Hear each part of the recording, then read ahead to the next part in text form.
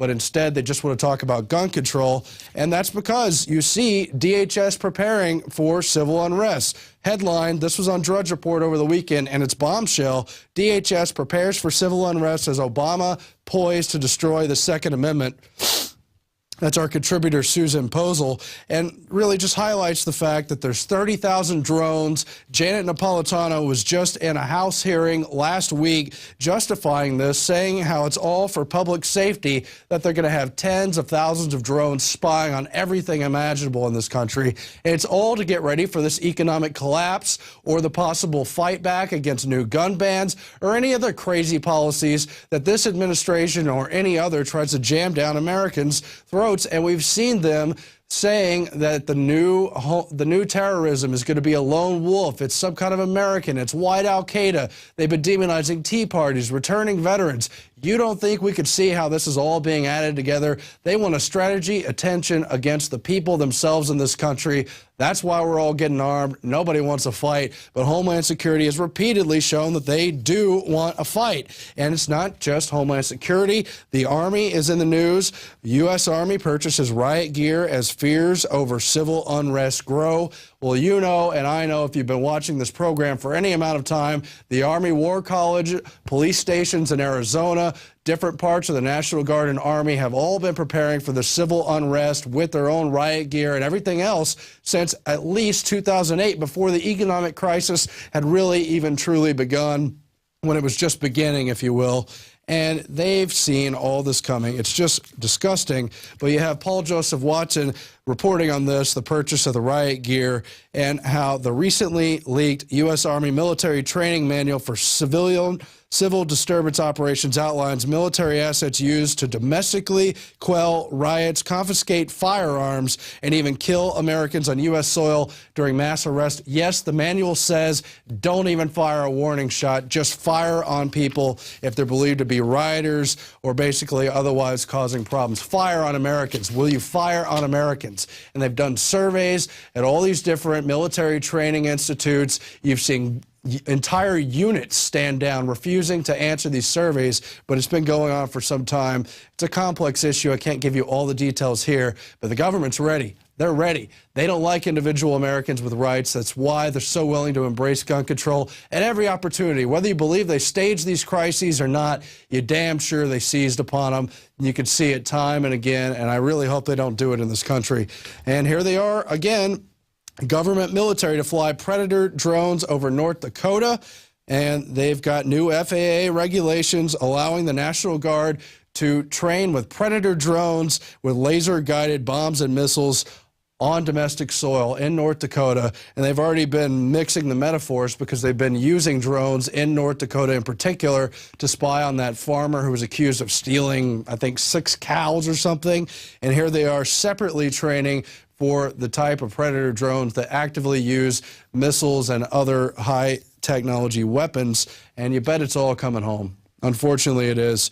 Anyway, they go into the details here, and different aircraft owners and pilots associations object in particular to the use of lasers because they could be dangerous to other aircraft. So we're going to turn now to some power news, but of course war always does go hand in hand with power, with competing interests for energy, how it's going to be distributed. It's a big issue. I don't pretend to bring you all the answers, but it's in the news that more than 370 million Indian people lost power this week in a country with more than 1 billion people. That's close to or at 1/3 of the total population. More than the population of the U.S. and Canada combined lost power during a midsummer outage where basically their grid was not able to hold up. This has happened on many occasions, but never on this wide of a scale. It's really crippling things like transportation there, as well as the basic modes for survival. But that's a developing country. It's unfortunate, but you can understand where they may have some real problems. But what's happening in the U.S. is we've got a first world nation being voluntarily rolled back to third world status, all for saving the planet, of course, and how evil we are to consume energy.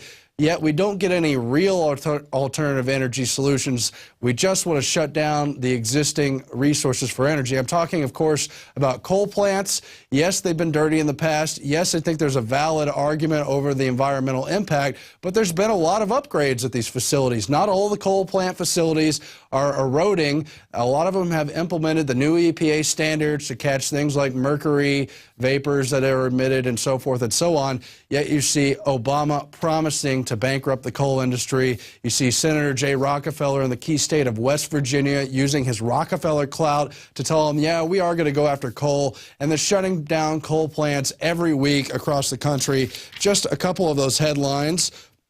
2 coal-burning plants to power down early. That is in Pilsen and Little Village there in Illinois. Obama's, quote, home state of Chicago. They're shutting them down. You've also got 3 coal power plants closing in West Virginia. We just mentioned Lord Rockefeller. And it's happening all across the country. Texas has been very heavily targeted because we're more than 50% supplied by coal power, as are several of the surrounding states. Now let's go now to some of the clips of Obama over the course of his term calling to shut down coal plants, and then where using the EPA, where they couldn't get carbon dioxide restrictions, where they couldn't pass the carbon tax mandates, they used the EPA on policy to shut these things down. Let's roll that. Obama hit struggling Americans with energy rate hikes.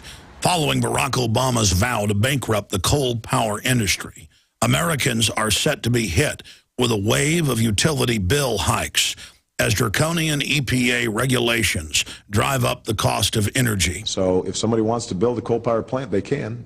It's just that it will bankrupt them because they're going to be charged a huge sum for all that greenhouse gas that's being emitted.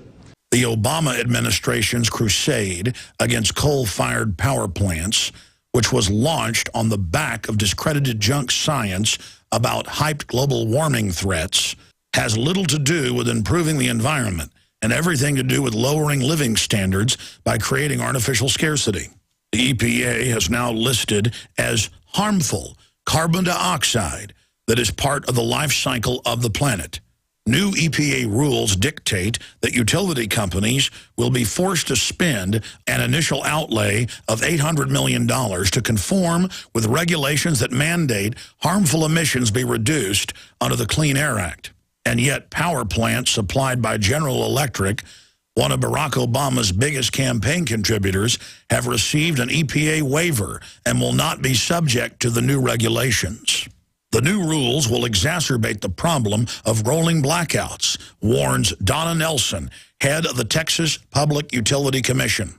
Nelson said, quote, "I have no doubt in my mind that this rule will result in reliability issues and rolling outages in Texas." Obama's strict enforcement of draconian EPA regulations has led to new clean-burning coal-fired plants being mothballed and other existing ones being shut down, which has in turn led to Texas and other states becoming energy dependent. All of this, of course, will lead to significantly higher utility bills for U.S. citizens who are being assaulted with more and more expenses, even as the threat of a double-dip recession lowers living standards.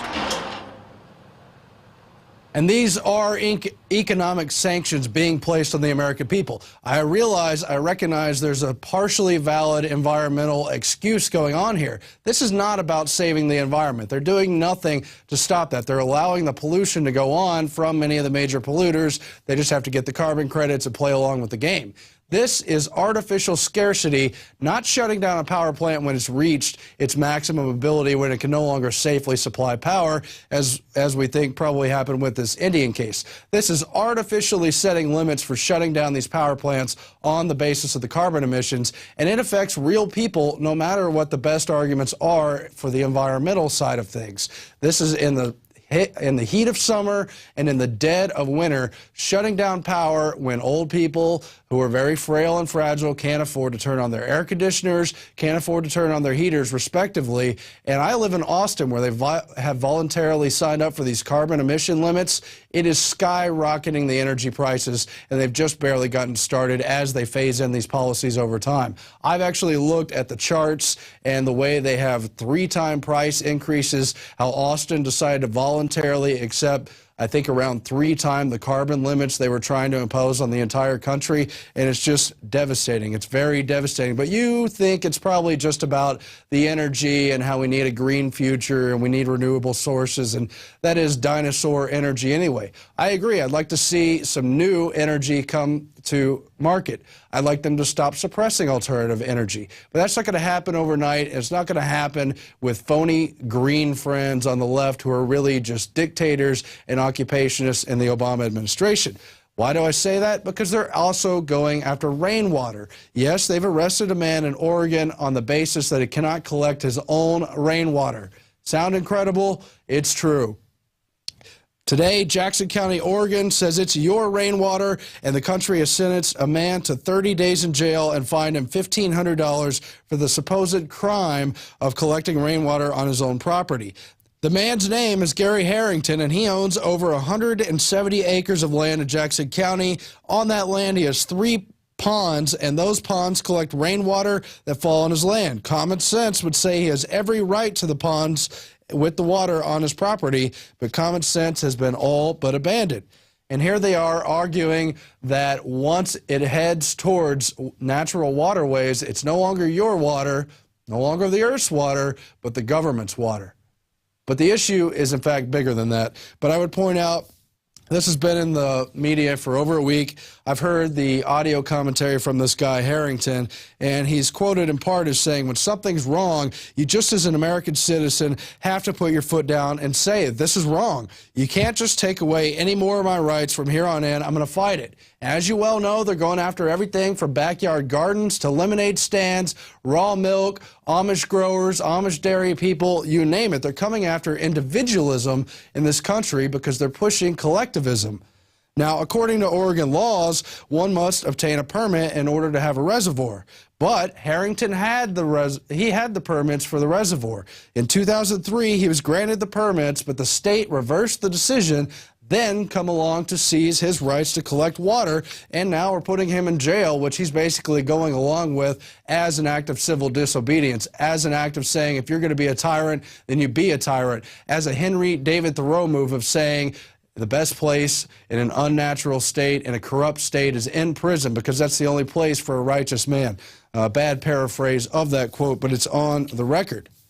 But why is this a bigger issue than just rainwater collecting in Oregon? Well, it's because since at least 2010, they've been doing it throughout the Southwest. Many western states in this previous article, collecting rainwater now illegal in many states as big government claims ownership over water. Another Mike Adams article. He points out how many western states, including Utah, Washington, and Colorado, have outlawed individuals from collecting rainwater, calling it an unlawful diversion of rainwater. What turning of natural rights, of common sense, all on its head, and claiming that government has the default rights to something that comes naturally on the earth instead of an individual. That's the reverse of the way the Constitution was written and understood, where all rights are kept to the people and to the states, except those very few that are enumerated and specifically given to the limited federal centralized government. All that has turned around over these centuries, and now collectivist big government assumes the right until you're proven innocent,